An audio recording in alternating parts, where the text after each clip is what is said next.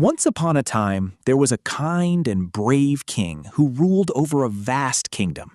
He had a beautiful queen and two sons named Sisir and Basanta. The family lived happily in their grand palace, surrounded by gardens and fields. The queen was kind and gentle, and she loved her sons more than anything in the world. One day, while the king was away hunting, the queen sat by the window, knitting sweaters for her sons. As she worked, she looked out and noticed a sparrow's nest on a tree in the garden. The mother sparrow was feeding her baby birds, and the queen smiled at the sight. But then, something tragic happened. As the mother sparrow took off to get food again, a hunter shot her. The mother sparrow was fatally injured, which eventually caused her death, and she could no longer return to her babies. A few days passed, and the queen had almost forgotten about the incident with the sparrows. Some days later, the queen was again sitting in the window knitting when her eyes fell on the nest. The father had brought a new wife in the sparrow to take care of the small ones. At first, the new mother seemed to care for the baby birds without any complaint. But as days passed by, she got tired of the babies, and one day she pushed the babies down the nest. The babies, unable to fly, fell down to the ground and were dead. The queen was observing all this, which made her feel a deep sorrow. Her heart ached as she thought about her own children. She wondered what would happen to her sons if something ever happened to her. Tears rolled down her cheeks as she imagined her boys being abandoned and helpless, just like the baby sparrows. When the king returned from his hunting trip, he found the queen crying by the window. "Why are you so sad, my dear?" he asked, concerned. The queen wiped her tears and told her everything that she had seen happen in the sparrow's family. She added, "I am worried what would happen to my sons if I were to pass." Saying this, she started crying. The king tried to comfort her. "Do not worry," he said, taking her hand. "If anything happens to you, I will never marry again. I will care for our sons myself." But the queen could not let go of her sadness. The thought of leaving her children behind troubled her deeply.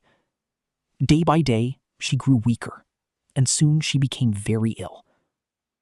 Despite the king's care and the best doctors in the kingdom, the queen passed away.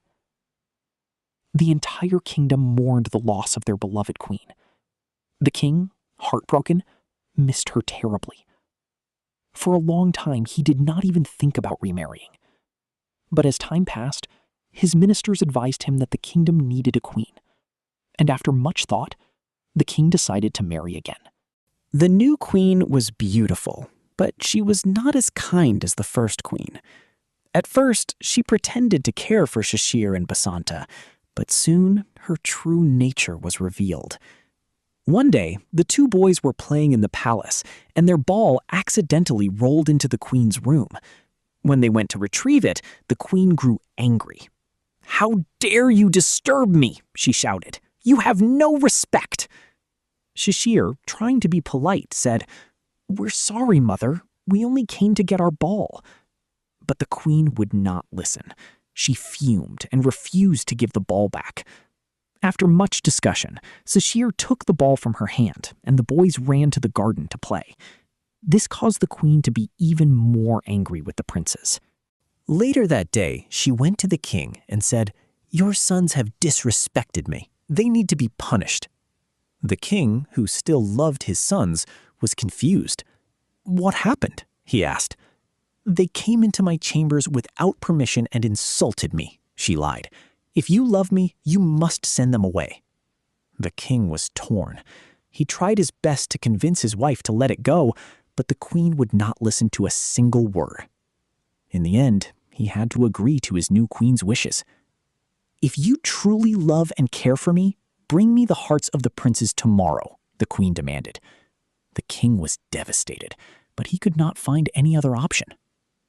The next day, he ordered his ministers to take Sisir and Basanta deep into the forest, kill them, and bring their hearts back. The ministers were kind men and did not want to harm the boys, so instead of killing them, they left them at the edge of the forest. They told the boys, "Stay here and we will find a way to help you." They hunted 2 deers and brought their hearts to the palace. The boys, frightened and unsure of what to do, waited in the forest. It was winter, and the young boys started to feel the cold. After a while, Sisir said, "I'll go find some firewood to keep us warm. You stay here, Basanta." Sisir wandered far from the camp and eventually found himself in a distant town. As soon as he stepped into the town, an elephant led him to a grand palace where the ministers and townspeople were waiting. They took him and crowned him as the new king of the kingdom. Sisir was very confused by all this and wanted to know what was happening, but he did not get a chance to talk to anyone right then. Later that day, after a grand feast in honor of the new king was complete, Sisir asked one of the ministers about the situation. The minister said, "A curse has fallen into this kingdom. We need to appoint a new king every day because anyone who becomes one is found dead in the royal chamber the next morning. It has been years since a king has ruled this kingdom for more than a day. We just hope that someday a brave king will end all this and bring prosperity to this kingdom." Hearing this, Sisir became a bit concerned, but he accepted the position of the king and thought about ending all this. That night, while everyone slept, Sisir stayed awake in the royal chamber, looking at his queen. The queen was gorgeous, and he could not take his eyes off her. He could not sleep because of the fear of death and the excitement of what was going to happen. As the clock struck midnight, he noticed something thread-like slithering out from the queen's nostril. Sisir had not even got a chance to get surprised when the thread changed into a huge snake that started to move towards Sisir. Without giving a second thought, Sisir took his sword and cut the snake to pieces. He realized it was the snake that was causing the death of the previous kings. As the snake was dead now, Sisir felt relieved and went to sleep with his beautiful wife, who still did not have a hint of what had happened. The next morning, all the ministers and townspeople had gathered in front of the palace to mourn the death of yet another king. They tried to send the elephant to search for another king as they had no hope of the king being alive. However, the elephant would not move, despite huge efforts from the people. Later, when Sisir came out of the palace, everyone was surprised. Sisir told everyone what had happened the last night. Hearing the story, everyone rejoiced, and the kingdom grandly celebrated for a whole week like no one had seen before. Basanta stood alone in the cold, dark jungle, shivering as he waited for his brother to return with fire. Every rustle of leaves made his heart race, thinking his brother had finally arrived. But it was never him. The night dragged on, and when the sun rose, there was still no sign of his brother. Left with no choice, Basanta set off on his own to search for his brother. His soft, royal hands and feet were torn by thorns as he struggled through the jungle. Eventually, he reached a town and found a shop owned by a greedy merchant. The merchant, seeing Basanta's handsome and youthful appearance, saw an opportunity. He asked Basanta to stay, promising to treat him like a son since he had no children. The merchant thought Basanta would help his business grow, and with no other options, Basanta agreed to stay and work. Sure enough, as soon as Basanta began working, the merchant's business doubled. Day by day, the merchant became wealthier, and to his delight, his wife also gave birth to a child. With his growing wealth and family, the merchant started to see Basanta as unnecessary. The merchant, blinded by greed, forgot that it was Basanta's presence that had brought him success. He began to plot against him, thinking that now he had a child, Basanta was of no use. Despite sensing the merchant's ill will, Basanta stayed quiet. To escape the growing tension, he often wandered into the woods, where he would sing songs about his life and the brother he had lost. His songs were so beautiful that the animals in the forest would stop and listen in silence. One day, the king was hunting in the forest and overheard Basanta's song. Drawn to the voice, he approached and found the young man singing. "Who are you?" the king asked. "I am just an unfortunate boy," Basanta replied. But the king didn't believe him. He sensed there was more to Basanta's story and decided to take him to the palace. There, the king raised Basanta like his own son. Years passed, and when Basanta came of age, the king arranged for him to marry a princess. Though Basanta was happy with his new life, he couldn't shake the thought of the merchant who had taken him in during his time of need. Feeling a sense of duty, he decided to visit the merchant and explain what had happened. The king, generous as always, loaded Basanta with dowry and gifts for the journey. But as Basanta neared the merchant's house, he reconsidered. The merchant was already wealthy and didn't need anything, so he sent the servants and gifts back to the palace. When Basanta arrived at the merchant's home, the merchant greeted him with surprise. "Where have you been all this time? And who is this beautiful girl with you?" Basanta, wanting to avoid trouble, told the merchant that he had been away on important business and that the girl was merely a servant. The merchant, however, was immediately smitten by her beauty and began plotting again. This time, the merchant hired 6 leather workers to craft a sturdy sack.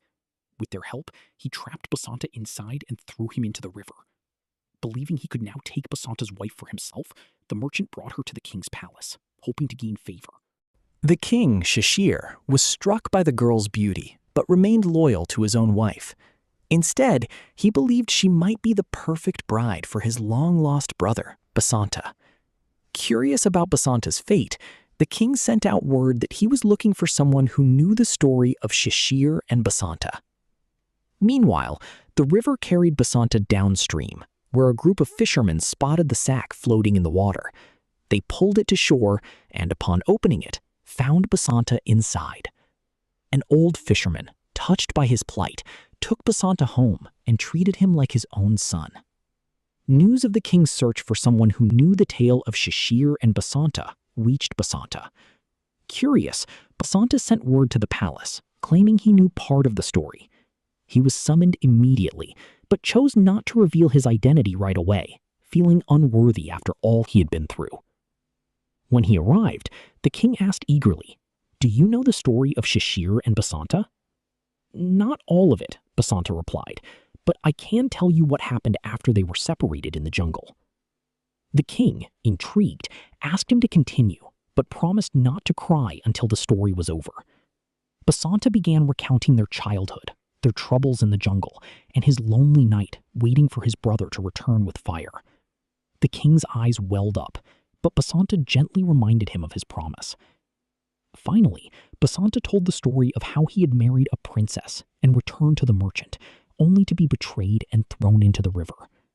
At this, the king broke down, believing his brother was lost forever. "Why are you so sorrowful, my lord?" Basanta asked gently. "Basanta is not dead." The king's face lit up with hope. "Are you sure? If that's true, we'll meet again someday. Please, tell me more." Basanta continued, explaining how the fisherman saved him and how he came to realize that the king was his own brother. Before Basanta could finish, Sisir leapt from his throne and embraced him, tears of joy in his eyes. "My brother," Sisir exclaimed, "I've kept your bride safe.